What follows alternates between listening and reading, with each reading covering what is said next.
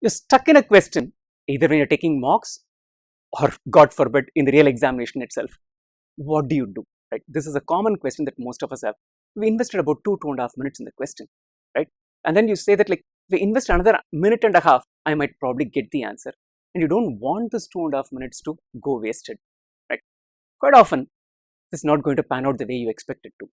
You'll end up spending 4 minutes. And at the end of that 4 minutes, oftentimes you will not get what the answer is.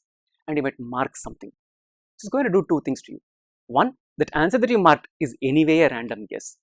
Two, it's taken away valuable 4 minutes away from what you have got. The important thing to keep in mind is when you practice, have a good judgment of what are the questions that you would be able to solve naturally and what are the questions that you may have to think a lot to solve. If you come across a question in the examination or in the mock that you have to think to solve, right, it's going to take you a lot more effort. My advice is skip that question at that point. Or you might ask, is there a skip button in the GMAT? There's no skip button in the GMAT. Mark some answer. Mark that particular question for review that you can always come back to it.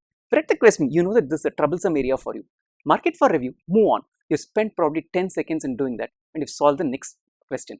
If at the end of the 21 questions, let's say in the quant section, you're still left with time, you can always come back to this review question and then solve it. If that is the last question that you're solving and you don't get the answer, you've anyway marked something, so you're not going to be penalized for missing a question. And you're not got stuck in the question and missed 2-3 questions toward the end that you could have solved. One other thing that happens with getting stuck with a question, if you've not solved it and you got it wrong, that leaves a bad taste. And it's also on top of your cache memory that keeps lingering, that your chances of getting subsequent questions right is also hampered by this question playing havoc. So the best thing is to basically mark, put it for review, move on. It's not going to go anyway. It's going to be there. You can always reach out and solve it if you have time.